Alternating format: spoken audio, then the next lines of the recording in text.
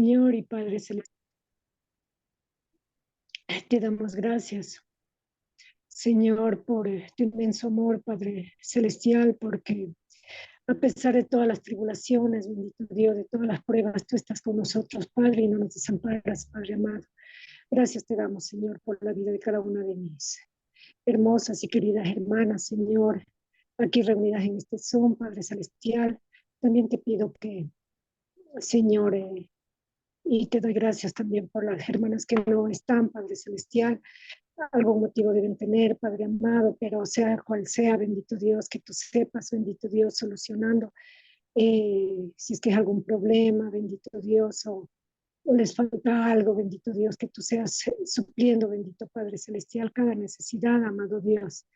Señor, y te doy gracias por cada una de la vida de mis hermanas, Padre amado, Señor, que tú seas guardando, Señor, su vida, Padre Celestial, bendito Dios, confortándolas, bendito Dios, diariamente, Padre Celestial, Señor, bendito Dios, que tú les demuestres, Padre, que siempre estás al lado de ellas, Padre, que tú no los desamparas, que tú no nos dejas, Padre, que a veces nosotros nos apartamos, pero tú estás ahí en medio de las pruebas, Señor, sacándonos, bendito Dios, de lodo cenagoso, Padre Celestial, bendito Dios, y tenemos, bendito Dios, esa certidumbre, bendito Dios, de que estás ahí escuchando nuestras oraciones, nuestras peticiones, Padre amado.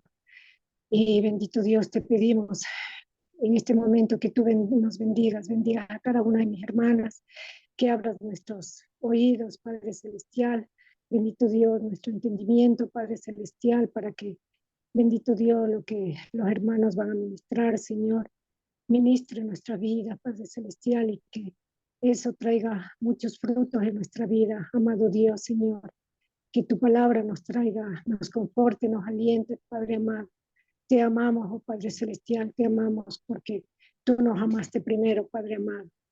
Y que seas tú a través de los hermanos hablándonos, Padre amado. Gracias, Señor.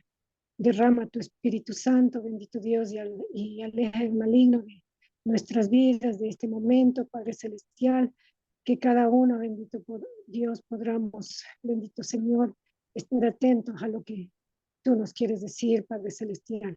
En el nombre de Cristo Jesús, amén y amén. Amén, amén. Amén. Hermana Pepi, lea usted el 13, y si alguien quiere leer el capítulo 14, que lo tenga preparado, y después de la hermana Pepi, pues ya una hermana o el hermano Ramón, pues sigue leyendo el capítulo 14. Vale. Pues el capítulo 13. Otro método usado por Satanás para mantener a los creyentes en un estado de duda y cuestión de su vida espiritual es diciéndole que la evidencia de que poseen la gracia y el fervor de Dios son falsas. Les dirá que su evidencia no son reales y que personas que no son creyentes pueden tener evidencia semejante. Les dirá que su fe no es el don de Dios, sino una ilusión de sus propias mentes, que su preocupación por la obra de Dios no es superior de la que muchas personas tienen de los asuntos mundanos. Satanás les dirá que no han creído realmente en lo espiritual, que personas enseñadas pueden alcanzar un nivel igual o mejor que ellos. Para enfrentar esta sugerencia del diablo, debemos recordar que Dios manifiesta su gracia en dos formas distintas. Primero, su gracia común y segundo, su gracia especial o salvadora. Por medio de su gracia común, Dios concede bendiciones a todos, pero su gracia especial la otorga solamente a sus elegidos. Nunca debemos confundir la diferencia entre estas dos clases de gracia. Es posible, por ejemplo, que muchos que no son verdaderos creyentes parezcan como si lo fuesen, que manifiesten cierto entendimiento de la palabra de Dios. Pueden vivir una vida moralista y religiosa, cuando en realidad no son objeto de la gracia especial de Dios. A continuación señalaremos algunas distinciones entre la gracia común y la gracia salvadora de Dios. Primero, la gracia salvadora cambia a la persona misma, concediéndole vida espiritual, una nueva naturaleza, entre tanto que la gracia común solamente obstruye el pecado, manteniéndole dentro de ciertos límites permitidos por Dios. La gracia común limita el pecado y controla sus efectos, pero no transforma interiormente las personas. La gracia salvadora de Dios transforma a la persona en su mente, sus emociones, su voluntad. Todos los aspectos de su vida se están siendo cambiados, limpiados, renovados. Segundo, la gracia especial de Dios produce un interés profundo, personal, en la realidad espirituales y eternas, en Dios, en Jesucristo, en la promesa de Dios, en su reino, en el cielo. Los que son solo objeto de la gracia común de Dios pueden tener cierto conocimiento superficial de la Biblia, pero su interés en tales cosas es solo temporal y en realidad no quieren conocer a Dios. No es su deseo principal. La Biblia nos da muchos ejemplos de personas que fueron objeto de la gracia común, sin ser recipiente de la gracia salvadora de Dios. Por ejemplo, Judas, Demas, los fariseos, el rey Saúl, etc. Tercero, la gracia especial de Dios produce un placer verdadero en el servicio de Dios para los objetos de la gracia salvadora. Los mandamientos de Dios no son gravosos. El yugo de Cristo es fácil y ligera. Su carga. Los recipientes de la gracia especial de Dios encuentran gozo en la oración, la lectura de la Biblia, la comunión con otros creyentes y la adoración de Dios. El salmista habló de esta clase de personas diciendo: en la ley de Jehová está su delicia. Salmo 1:2. Para aquellos que son solo objeto de la gracia común, el servicio de Dios es pecado, aburrido, una carga en un lugar de un placer. El profeta Malaquías dice: habéis dicho, por demás es servir a Dios. ¿Qué aprovecha que guardemos su ley y que andemos tristes delante de Jehová? Este es el pensamiento de aquellos que solo conocen la gracia común. Cuarto, la gracia salvadora le hace a uno tener la perversidad de su propio corazón. Le hace examinar cuidadosamente su propio corazón y tener cautela de su forma de vivir. La gracia común le deja a uno satisfecho con un cristianismo superficial. Los creyentes que son de nombre solamente se fijan más cuidadosamente en otros que en sí mismos. Juzgan a otros antes que a sí mismos. Quinto, la gracia salvadora le hace a uno amar, buscar la santidad, aun cuando sea difícil y peligroso. Los creyentes de nombre solamente, aquellos que no son realmente salvos, no perseveran cuando la vida cristiana se vuelve difícil. Jesús habló de semejantes personas en la parábola del sembrador. Mateo 13, 20-21. La semilla sembrada entre pedregales representa a la persona que oye la palabra, y al momento la recibe con gozo, pero no tiene raíz. Y si antes es temporal, pues al servir la aflicción o la persecución por la palabra, luego se ofende. Sí. El creyente verdadero sigue a Cristo aun cuando sea difícil. Sexto, los que gozan de la bendición de la gracia especial de Dios quieren obedecer a Dios por motivos espirituales. Desean orar, quieren servir a Dios, quieren escucharle porque le aman y desean agradarle. Aquellos que solo son creyentes nominales hacen algunas de estas cosas, pero no porque amen a Dios, sino solo para ser vistos de los hombres. Quieren que otros piensen bien de ellos, pero en realidad no quieren agradar a Dios. Séptimo, la gracia salvadora, renovadora, conduce al deseo de abandonar, de dejar el pecado por completo y obedecer todos los mandamientos de Dios. Los creyentes son hechos semejantes a Caleb, de quien Dios dijo, por cuanto hubo en él otro espíritu y cumplió de ir en pos de mí. Número 14:24.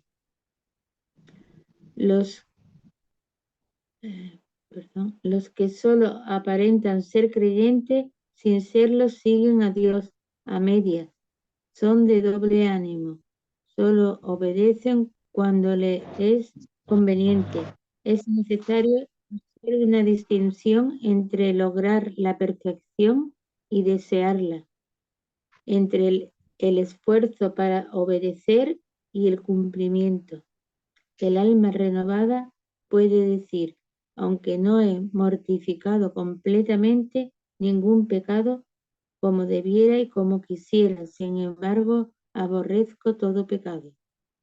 Aunque no he obedecido perfectamente ni un solo mandamiento como quisiera y como debiera, sin embargo, amo cada mandamiento de Dios.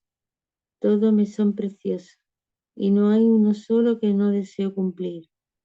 Este era el sentir del apóstol Pablo en Romanos 7:15-22. Octavo, principalmente y sobre todo aquellos que son benditos con el amor y la gracia de Dios estiman a Cristo como la más grande bendición. Cristo mismo es suficiente para satisfacer sus almas. Pueden gozar de Cristo sin poseer riqueza, sin placeres, sin la sonrisa de la prosperidad de todos. De todos modos están contentos con Cristo. Cristo es todo, el sumo bien. Para los que conocen la gracia de la Salvadora. Si estamos enfermos, Él es el médico. Si tenemos sed, Él es el manantial. Si el pecado nos inquieta, Él es nuestra justicia. Si necesitamos ayuda, Él es poderoso para salvar. Si tenemos la muerte, Él es la vida. Si estamos en tiniebla, Él es la luz. Si somos débiles, Él es nuestra fortaleza. Si somos pobres, Él es plenitud. Si deseamos el cielo, Él es el único camino.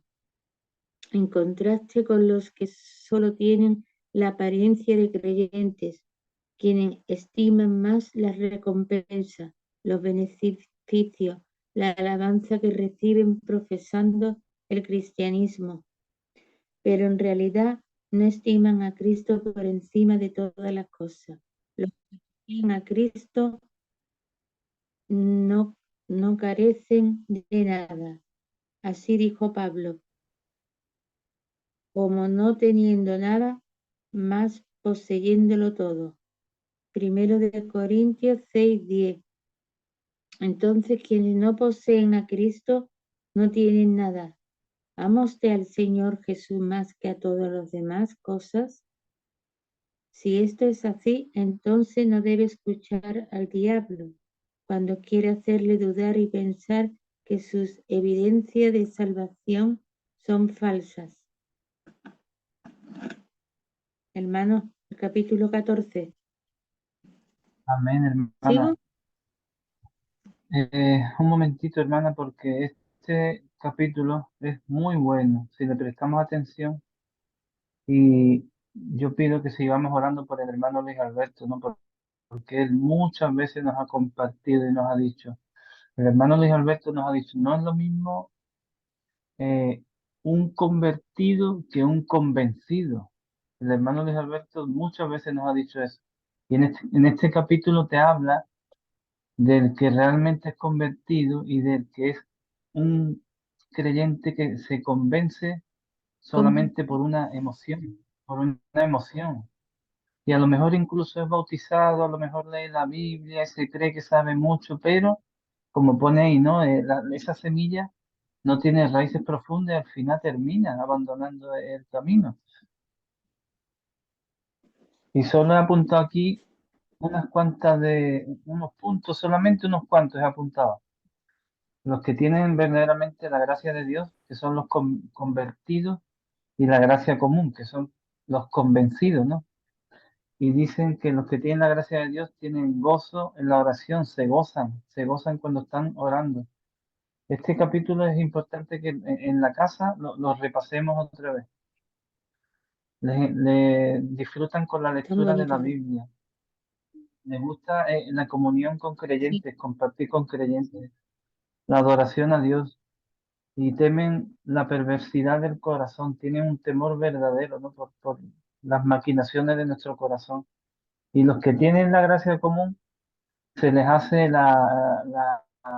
por ejemplo, pesado el estar aquí, por ejemplo, compartiendo, se les hace aburrido, se les hace una carga en vez de un placer, el disfrutar de la palabra, juzgan a otros y tienen doble ánimo, ¿no?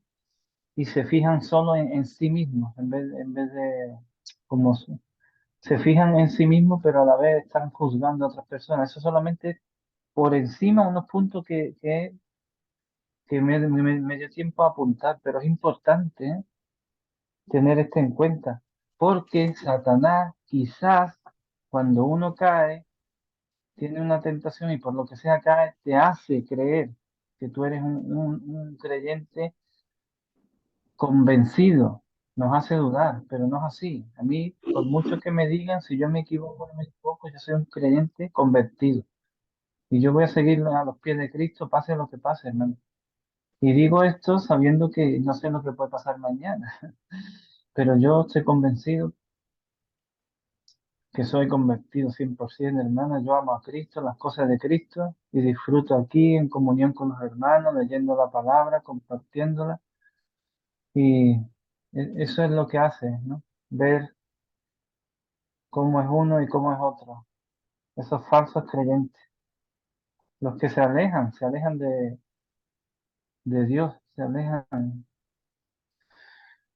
Así que bueno, ahora, Muy si bonito. alguien quiere leer el capítulo 14, ¿alguien quiere leer el capítulo 14? ¿Alguien lo tiene por ahí? Pues lo puede leer. ¿Alguna hermana, hermano? ¿Lo puedo leer, hermana? Sí, hermana Dolores, por supuesto, hermana. Un gusto que lo Ya lo leamos. leo. Amén. Ok.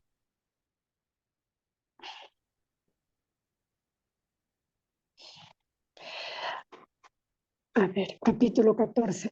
Ahora vamos a considerar tres maneras en que el diablo trata de desanimar a los creyentes y hacerles dudar. Primero, Satanás atacará a los creyentes diciéndoles que no están tan llenos de gozo y contentamiento como cuando confiaron en Cristo al principio, que han perdido el gozo y la consolación que tenían antes. Satanás quiere que duden de su salvación, porque ya no gozan de la paz y la felicidad como al principio. ¿Qué debe hacer el creyente cuando esto le sucede? El primer remedio divino contra esta tentación es que no debemos confiar en nuestros sentimientos. Satanás quiere que los creyentes confíen en sus emociones en lugar de que ejerciten su fe. Es cierto que los creyentes no siempre se sienten felices, y no siempre tienen paz. Pero esto no indica que ya no posean las bendiciones divinas de la salvación. Pueden perder su sentimiento de consolación, pero el Dios de la consolación permanece como su Padre Celestial. Los creyentes pueden perder su gozo, pero esto no es nada cuando es comparado con las bendiciones eternas que no se pierden. No pueden perder su unión con Cristo, su justificación, su adopción, su herencia eterna, el amor de Dios, etcétera. En otras palabras, aunque los creyentes no siempre se sienten felices, no dejan de pertenecer al Señor, no pueden dejar de ser hijos de Dios, no pueden dejar de tener parte en las promesas de Dios. Dios no deja de amarles. Segundo, por supuesto, los creyentes dejan de sentirse felices en ocasiones. No obstante, son todavía creyentes. El creyente que razona así, no tengo consolación, por lo tanto no tengo gracia. He perdido el gozo que una vez tenía. Por lo tanto, mi condición no es buena y nunca fue realmente buena. Este tipo de razonamiento no procede de Dios, es terrenal, es diabólico, no es de arriba, sino de abajo. El escritor del Salmo 42 dijo: ¿por qué te abates, oh alma mía, y te conturbas dentro de mí?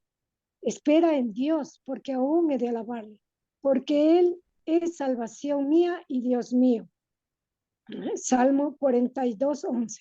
A veces los creyentes se sienten inquietos y sin embargo, mientras sigan confiando en Dios, son creyentes verdaderos. Diga lo que diga Satanás.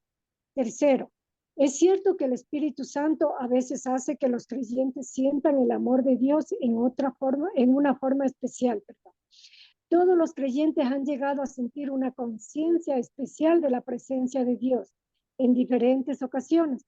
Sin embargo, para la mayoría de los creyentes, esta no es una bendición constante o cotidiana. Algunos creyentes experimentan un gozo especial cuando por primera vez llegan a conocer a Dios. Es de esperarse que así sea, pues acaban de pasar de las tinieblas a la luz, del peligro a la seguridad. La emoción o el sentimiento fuerte de felicidad y bienestar no continuará para siempre así. Puede debilitarse y desvanecerse. No obstante, mientras que sigan confiando en el Señor Jesucristo, todo está bien. No importa cómo se sienta. Cuarto, también Dios inevitablemente les volverá a traer los sentimientos de gozo y de paz. Los creyentes pueden tener un periodo de infelicidad, pero Dios normalmente no deja a su pueblo permanecer mucho tiempo en un estado semejante. El amor de Dios está obrando para su bien y a su tiempo. Dios les hará sentir nuevamente ese amor. Los creyentes deben esperar pacientemente hasta que la paz y el gozo de Dios regresen y entonces gozarán nuevamente de esta bendición y fortaleza de Dios. Dios no quiere que sus hijos permanezcan desanimados y tristes. Satanás miente cuando dice a los creyentes que por el hecho de no sentirse como antes no son creyentes verdaderos. Otra táctica del diablo para inquietar a los creyentes es la de recordarles que tan frecuentemente han caído en los mismos pecados a los cuales anteriormente habían renunciado. Esta es una triste realidad que inquieta la conciencia del creyente y le hace dudar de su salvación.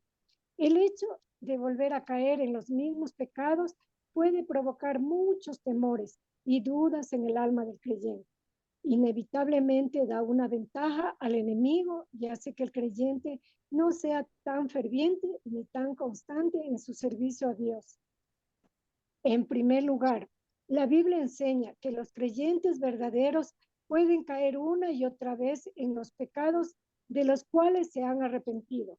Los creyentes han sido librados del control y el dominio del pecado. Están libres del amor del pecado, libres de la condenación del pecado, pero no están libres del poder de cada pecado en particular. Ciertos pecados moran todavía en el creyente y le afectan, pero no le pueden destruir. Los creyentes son propensos a caer en los mismos pecados debido a que la raíz de cada pecado está todavía en ellos. Como el fuego no está apagado completamente, no debemos suponer que es imposible que arda nuevamente. Dios no ha prometido que los creyentes estarán completamente libres del pecado. De otro modo ya serían perfectos. Aunque su arrepentimiento ha sido profundo y lo más sincero posible, puesto que las gracias espirituales son todavía débiles y la mortificación incompleta, no debemos sorprendernos de que vuelvan a caer.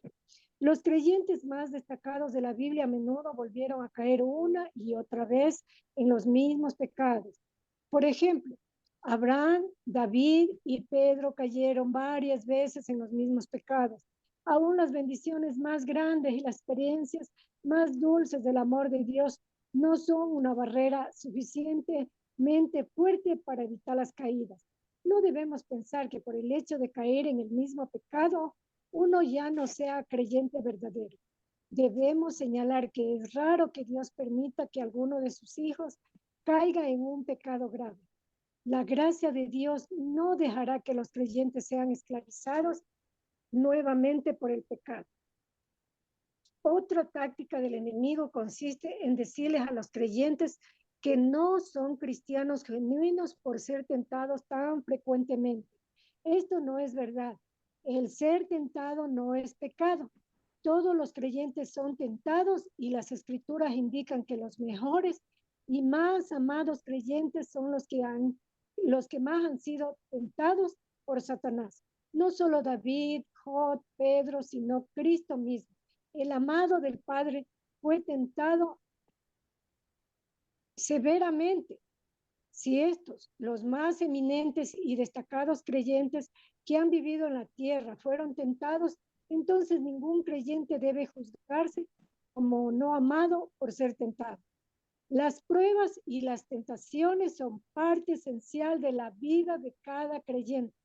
De hecho, las tentaciones pueden convertirse en medios de bendición.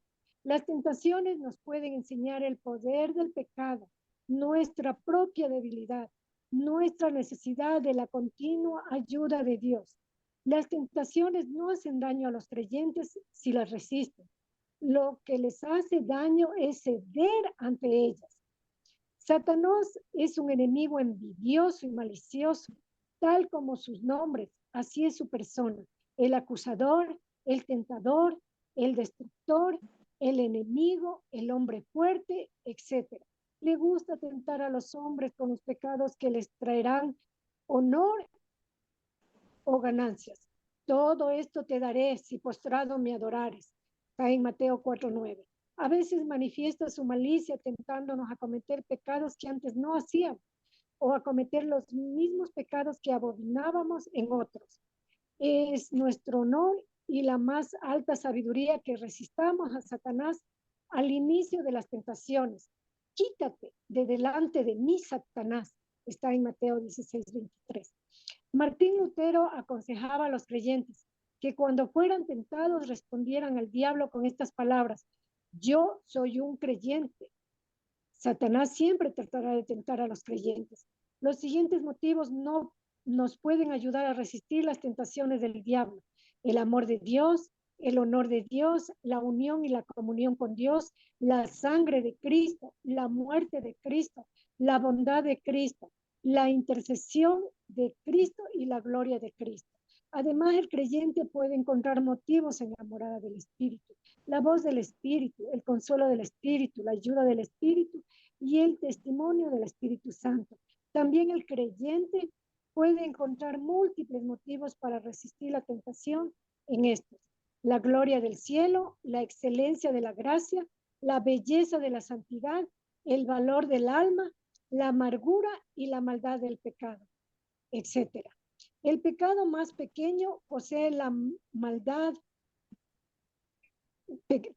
el pecado más pequeño posee más maldad que la tentación más grande del mundo. Satanás moldeará sus tentaciones de acuerdo a las inclinaciones y el carácter de cada persona.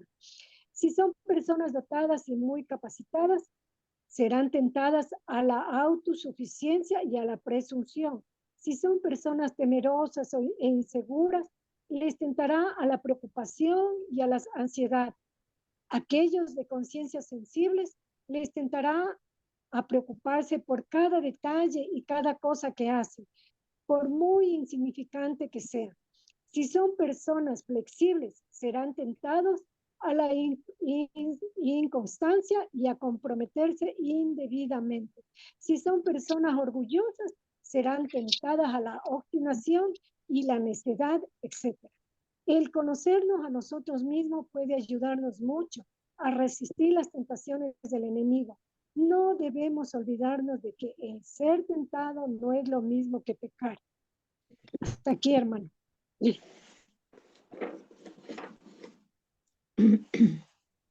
Amén. Gracias, hermano. Amén, amén. Qué bueno entender Hermano, estos capítulos, por porque, como favor, dice aquí, nos ayudan a conocernos a nosotros favor, mismos y así hermano, vamos a conocer también nuestras debilidades. ¿Para qué? Para que podamos fortalecernos. Y es por ahí donde vamos a ser atacados. ¿Cuáles son mis debilidades? Pues por ahí el enemigo es donde va a atacar más. Y si voy hermano a tener, Miguel, por dígame, favor, hermano, no hablas más fuerte, un poquito más fuerte. vale, hermano, sí, que es importante que nos conozcamos a nosotros mismos, porque así vamos a conocer nuestras Bueno, está debilidades. bien. ¿M? Y nos va a ayudar también a fortalecernos. ¿Qué pasa? Que las debilidades es el enemigo, Satanás, es donde nos va a atacar, en nuestras debilidades. ¿Eh? Que podemos pecar, sí, pero luego nos va a acusar. Si pecamos, nos acusa. Él miente, engaña, hace lo posible para que pequemos, y si pecamos, luego nos va a estar acusando. Nos va a hacer pensar que si hemos pecado, hemos perdido la gracia de Dios, que ya no estamos con Dios. Pero eso son mentiras del enemigo.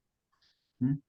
Porque lo más importante es que primero que el pecado está ahí, que mora en nosotros. Si decimos que no pecamos es que estamos mintiendo como dijimos ayer. Y, pero lo más importante es que ahí Cristo está con nosotros siempre para que nos arrepintamos. Claro, no podemos decir, ay, vale, yo peco hoy y como me arrepiento, pues mañana también. No. Es una batalla diaria, ¿no?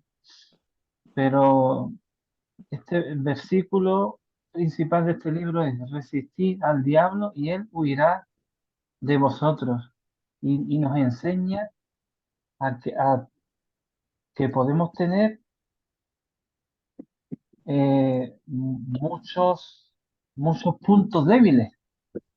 Y tenemos muchos puntos débiles. Y tenemos que resistir más por donde somos débiles.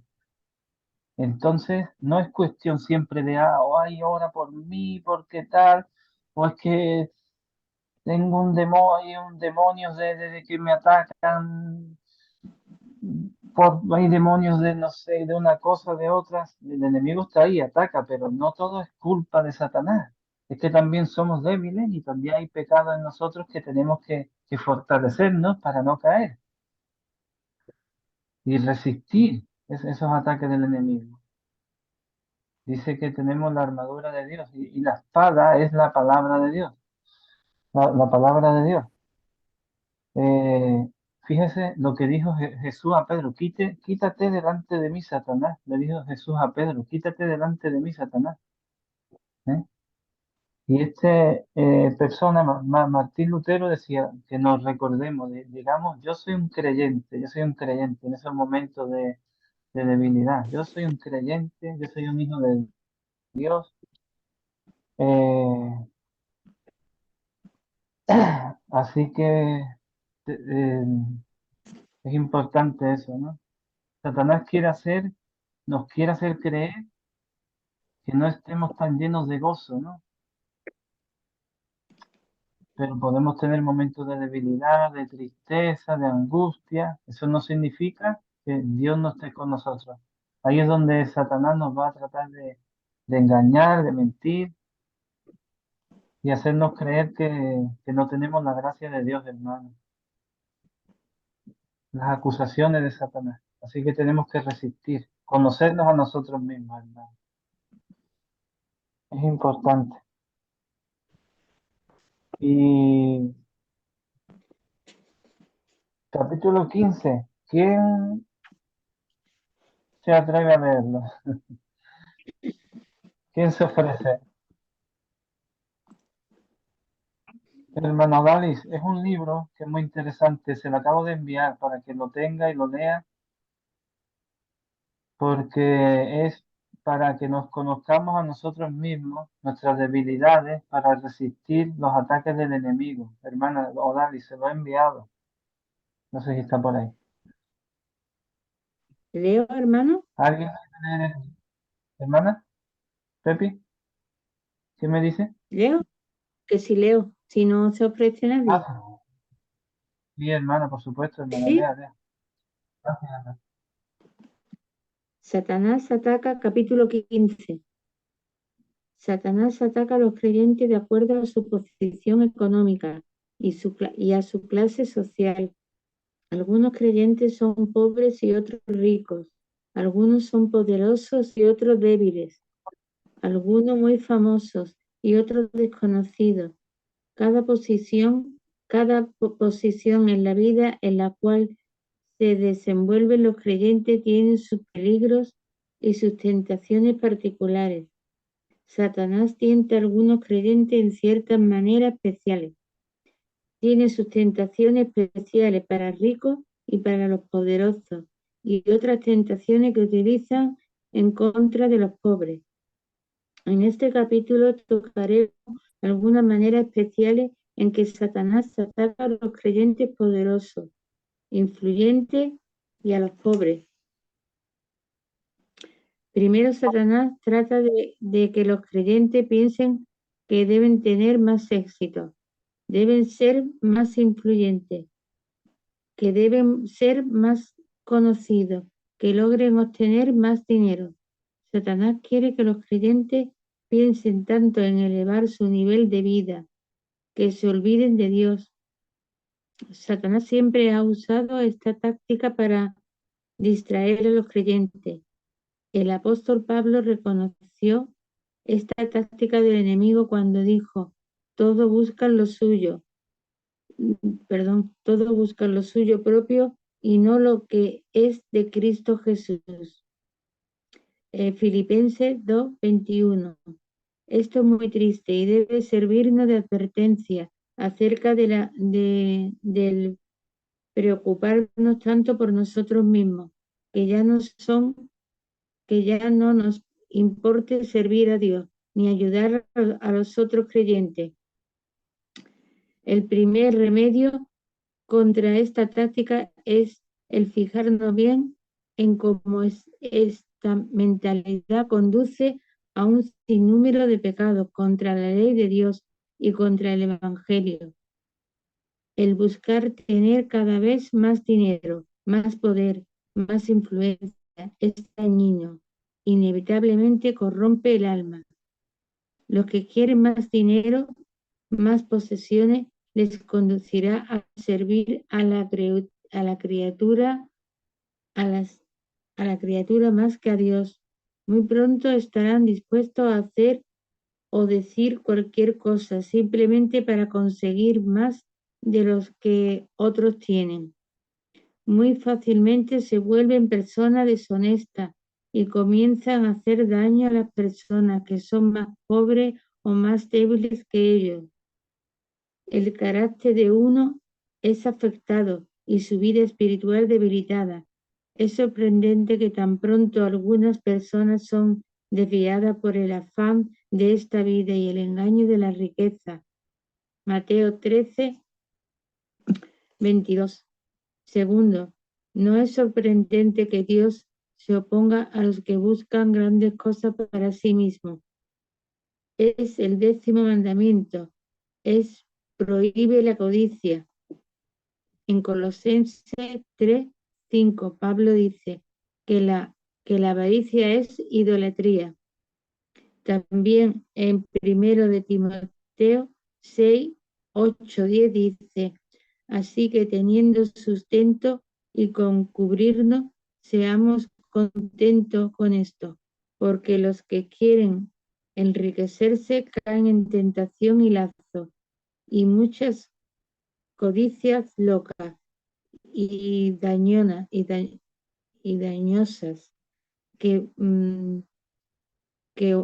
hunden a los hombres en perdición y muerte, porque el amor del dinero es la raíz de todos los males, el cual, codiciado algunos, se desviaron de la fe y fueron traspasados de muchos dolores. Dios advierte al pueblo acerca de buscar el dinero, las posesiones o el poder, simplemente por poseerlo. Frecuentemente los que buscan estas cosas se destruyen a sí mismos, y la Biblia nos da muchos ejemplos de los que se destruyeron de esta manera. Por ejemplo, Judas, Demas, Balaam, Faraón, Giezi, Amán, Acab, etc. Tercero, debemos imitar el ejemplo de los que han hecho bien a otros en lugar de buscar todo para nosotros mismos. Tales personas son el ejemplo a seguir para los creyentes. Cristo es el ejemplo más grande de hacer el bien a otros.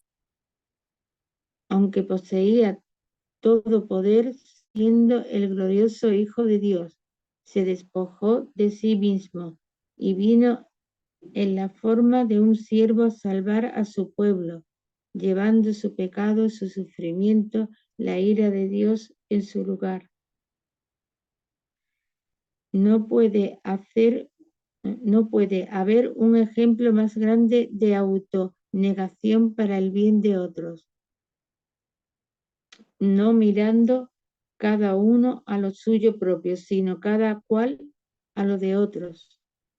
Filipenses 2:4. Solamente así podemos verdaderamente prosperar.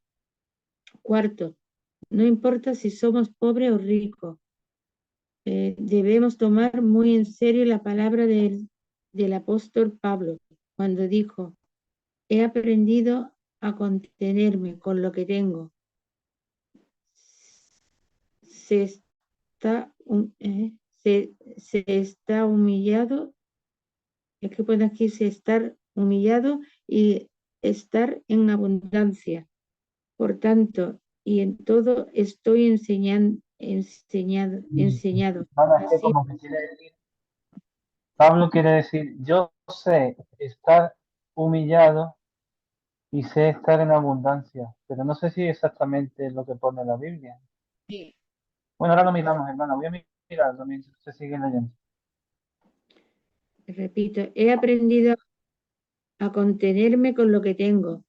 Sé estar humillado, sé estar en abundancia, por todo y en todo estoy enseñado. Así para Artura, ¿no puede decir Artura?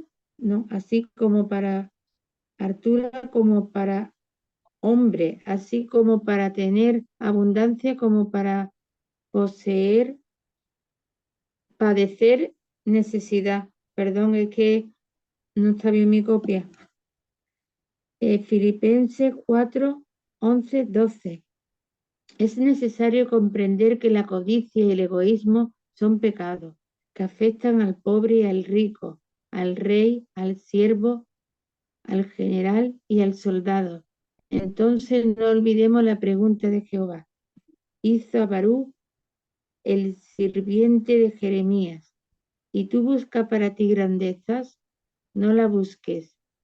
Jeremías 45:5. Otra táctica usada por el diablo está dirigida hacia aquellos que tienen cierta capacidad, habilidades o preparación. El enemigo les tienta a enorgullecerse de sus capacidades y confiar en ellas. Frecuentemente caen en el pecado de menospreciar a aquellos que tienen menos capacidad o poca preparación.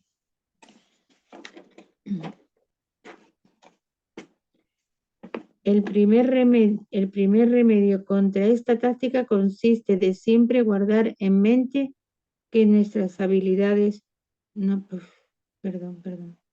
El primer remedio contra esta táctica consiste de siempre guardar en mente que nuestras habilidades, nuestra inteligencia, nuestra educación son dones a préstamo. Son dones pertenecientes a Dios. El apóstol Pablo dijo a los creyentes en Corintios que no se envanecieran unos contra otros, preguntándole, ¿quién te distingue? ¿Qué tienes que no hayas recibido? Y si lo recibiste, ¿de qué te glorias como si lo hubieras recibido? 1 Corintios 4:7. Segundo, consiste en recordar como muchos que han confiado en su capacidad y habilidades han terminado en ruina. Muchos han sufrido por creer que sabían mucho más que Dios. Los escribas y los fariseos son ejemplo de ello. No hay nada que le provoca más a Dios abandonar a una persona como la vana confianza en sí mismo. La miseria nunca está lejos de la puerta de aquel hombre que descanse en algo distinto de la gracia de Cristo. Con frecuencia Dios le deja a sus propios recursos a los que confían en su propia fuerza y capacidad. Muchos se han desencaminado por confiar en su propia sabiduría. Fíjate de Jehová de todo tu corazón y te apoyes en tu propia prudencia. No seas sabio en tu opinión. Proverbios 3, 5, 6. Tercero, hay muchos creyentes que aunque posean menos habilidad, sin embargo tienen más gracia y son más santos. Puede haber y frecuentemente ocurre así que los que tienen muchas habilidades y capacidad tienen muy poca gracia o ninguna. Por otra parte, es común que uno tenga mucha gracia y pocos dones. Usted puede tener muchas habilidades y mucho conocimiento, mientras que otros se han adelantado en su comunión con Dios, en su dependencia de Dios, en su amor para con Dios y en su andar con Dios. Amén, amén. Perdonadme por entrecortada. Hermana, ¿sabe qué pasa? Que ese versículo que usted ha leído, de Filipenses 4, 11, 12, ¿no? Que nosotros lo conocemos por la Reina Valera de 1960, ¿En que cuál? dice, no lo digo porque pues he aprendido a contentarme cualquiera que sea mi situación. Sé vivir humildemente y sé tener abundancia. En todo y por todo estoy enseñado, así para estar saciado como para tener hambre, así para tener abundancia como para padecer necesidad. Y usted ha leído, lo que usted ha leído dice, he aprendido a contentarme con lo que tengo.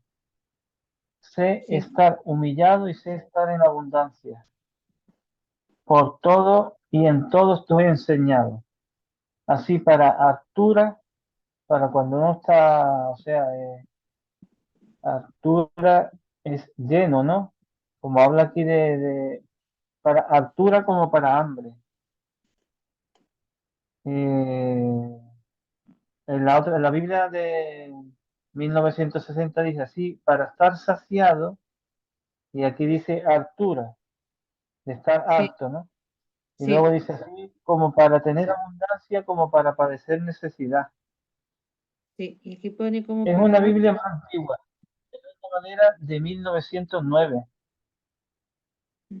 Entonces, claro, es que este libro es muy antiguo. Este libro se escribió por primera vez en 1700 y pico. Entonces aquí está utilizando versículos de una Reina Valera más antigua, de 1909. Nosotros utilizamos, este se publicó originalmente en 1652.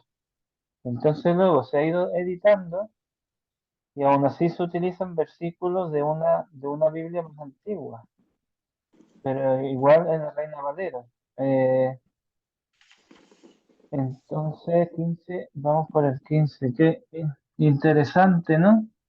Cómo Sí, que Satanás ataca, ya sea rico uno, sea pobre, sea la clase social que sea, ataca y lo quiere engañar, lo quiere engañar. Y bueno, siempre va a tratar de que uno quiera tener éxito, fama, quiera tener más y más dinero, mejor nivel de vida, el amor al dinero, ¿no? Que es la raíz de todos los males, de todos los males, el amor al dinero. Que uno se preocupe por sí mismo y no se preocupe por los demás, que tengamos poder, o sea, como pone ahí, para que tengamos un alma corrupta, corrupta totalmente. Y entonces ahí estamos sirviendo las cosas del mundo y no estamos sirviendo a Cristo, ya no somos servidores de Cristo. Nos olvidamos de Cristo y servimos al mundo, al dinero, nos preocupamos, siempre estamos preocupados por si nos falta dinero, por si no, si llegamos a final de mes. Nos hacemos dependientes, ¿no? de eso en vez de depender de Cristo y dejarlo todo en sus manos. Porque Dios es el dueño del dinero, del oro y la plata, como dice. Dios es el dueño de todo, de mi empresa, donde yo trabajo, de todo, de todo. Pero si yo sí, dependo de Él, mire, hermana, si yo no dependo de Dios y yo me quedo sin trabajo hoy, yo voy a estar pasándolo mal. Voy a pensar, ay, no tengo, ¿ahora qué? ¿Mañana qué? Pero si dependo de Dios y yo me quedo sin trabajo, me da igual, porque yo confío en Dios y yo sé que si no mañana será pasado, me va a dar otro trabajo. Yo sé que me lo va a dar y no me voy a preocupar. sí, el Señor.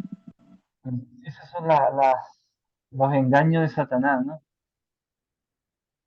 Ahí en Primera de Timoteo 6, versículos 8 y 10, que dice, qué bueno ese versículo, ¿no? Que dice que estemos contentos con el sustento y con lo Eso. que tenemos para cubrirnos. Y ya. Mm. ¿Para qué queremos más? Si estamos cubiertos, nos quitamos del frío y tenemos sustento diario.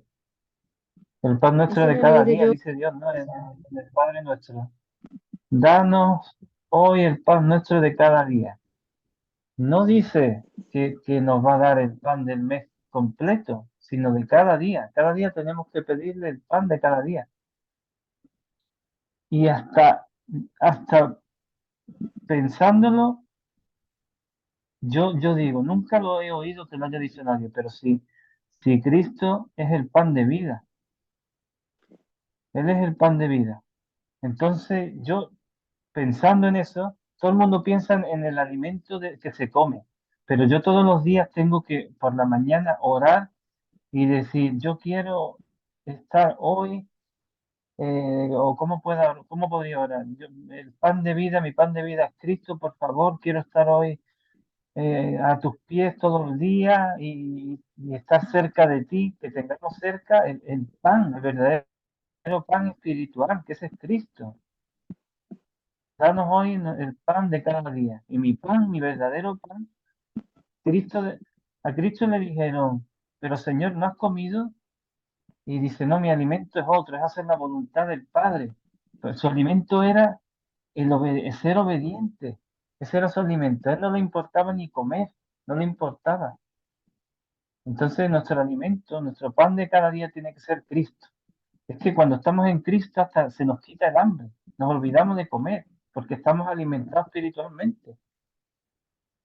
Y yo siempre le he dado vuelta a esto, lo que decía, el pan nuestro de cada día, el pan nuestro de cada día, que pidamos todos los días. Y ve vídeos en YouTube y dice, no, la comida, la comida.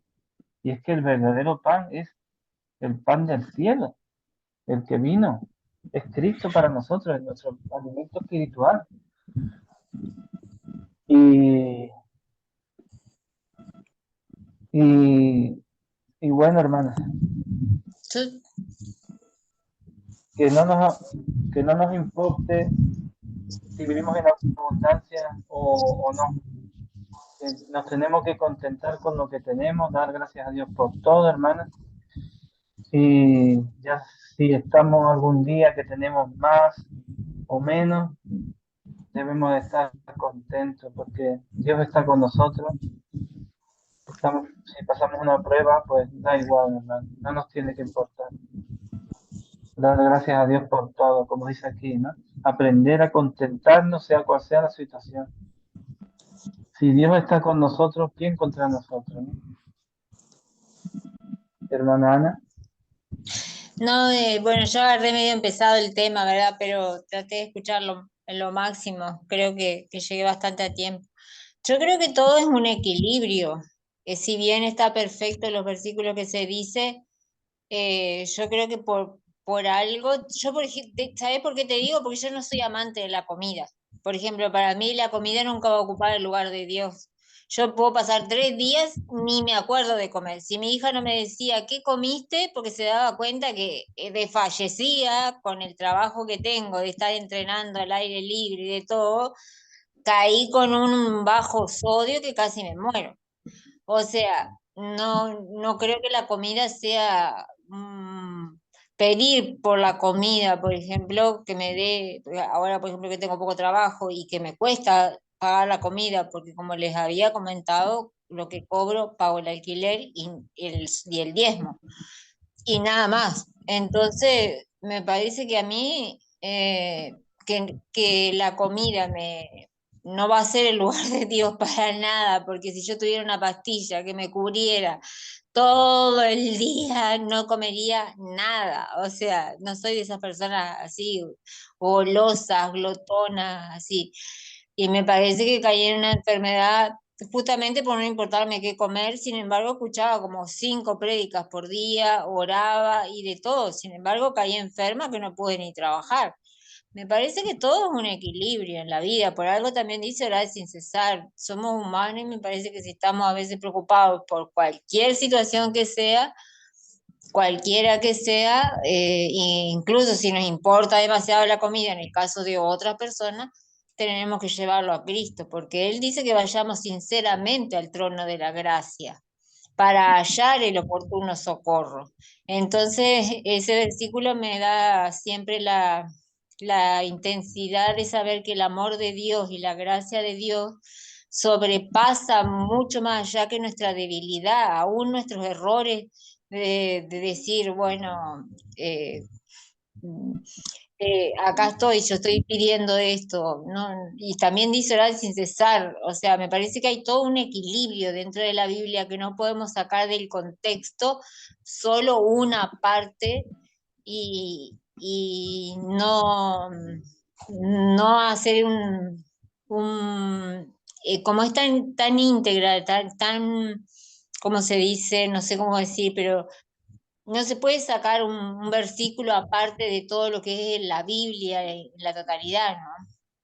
Ahora, si hay una persona glotona que vive comiendo, que no puede hacer un ayuno, que se levante, ya está desayunando, pensando en qué va a almorzar y que esto, bueno, sí, no, hermana, pensar más en el pan de vida, pero por ejemplo, yo que paso igual 3 días, como te digo, sin comer y después me desmayo en una clase y pido trabajo y Dios me dice, mira, ¿sabes qué? Lo primero que tienes que hacer es sentarte a comer, porque si no te alimentás, ya me lo dijo como 5 veces en la vida, si no te sentás a comer, estoy en 43 kilos, con unos 66, es como una anoréxica, llegué a 38 kilos. Entonces, ¿para qué querés trabajar si te vas a ir a desmayar a agarrar las pesas? Muchas veces me lo ha dicho, por ejemplo, ¿no? Entonces me parece que hay casos y casos, ¿no? Por eso yo digo, eh, ser como que la Biblia siempre es muy completa, se complementan todos los versículos, así. No me parece malo que si yo cobro un sueldo que solo me da para el alquiler, pedirle, porque por algo dice que oremos sin cesar, que Él nos dé el pan de cada día, también dicen en un Padre Nuestro cuando nos enseña a orar. Yo no estoy pidiendo que me dé para, como decís, todo el mes, pero por ejemplo que me dé para el día, sí, y a mí me está costando, por ejemplo. Entonces me voy a comer, no, me voy sin comer a una clase y claro, estoy 48 grados, estoy a la intemperie, al sol. Obviamente que yo no voy a tener más ganas de nada en la vida. O sea, ¿por qué? Porque simplemente me falta comida. Comida de sentarme a comer, o una merienda o un algo. A eso me refiero, que hay extremos y extremos. Yo soy extremo a la gente en general que le gusta comer. La gente siente ganas de comer, ¿no? Pero yo pienso que no está mal inclinarnos delante del Señor, sinceramente, delante del trono de la gracia. Es un trono de gracia. Dios no nos está juzgando. Cuando el hijo pródigo llegó sucio, mugriento, o nosotros a veces nos hacemos la imagen de que el padre estaba ahí esperando y lo vio de lejos y el chico venía ay, de campeón Nike y venía de vaquerito y cinturón de cuero. No sé qué nos imaginamos, venía con olor a chancho, andás a ver la boca, el mal aliento que tenía, lo espantoso que estaba físicamente. Yo te digo que yo tengo un chico, por ejemplo, que babea mucho, porque es especial, y da un poco de asco, la gente no se acerca mucho. Ese muchacho, el hijo pródigo, venía mucho peor, pero el padre lo abrazó, o sea, no le dio asco, le quiso cambiar la vida. Creo que Dios, la idea de Dios es que lleguemos a Él, a su presencia, llegar al Padre en la condición que estemos. Si estamos afanados, bueno, estoy afanada, Señor, ayúdame. Si estoy sucia como ese hombre que hacía rato que no comía, estaría flaco, mugriento, barbiento, oloriento, no venía, como yo digo, de Nike. Y sin embargo el Padre lo abrazó. Entonces yo creo que hay una confianza que tenemos que tener en el Señor que a veces no la tenemos, de ir sinceros, sinceramente, porque es un trono de gracia. Eso no justifica que yo mañana vaya y peque y digo, está el libertinaje, ¿no? Que ya sabemos. Digo nomás que es un Padre amoroso. Yo escuché la otra vez un mensaje que a mí me sanó el alma, sí, porque fue como que uno siempre va con eso, ay, bueno, pero lo que pasa es que la Biblia dice esto y nos empezamos a poner muy legalistas, porque dice entonces como si, y si no hacemos, nosotros mismos nos culpamos, nos culpamos, nos sentimos mal y al final nos terminamos todos enredados en nuestros propios sentimientos de culpa y todo eso, cuando Dios lo que quiere es abrazarnos y ayudar a cambiarnos, ¿no? Y cambiarnos y darnos un anillo como le dio y darle una túnica nueva y estaba re sucio el tipo. Entonces me parece que hay cosas que a veces nos hacemos muy legalistas, ¿no? Nada más.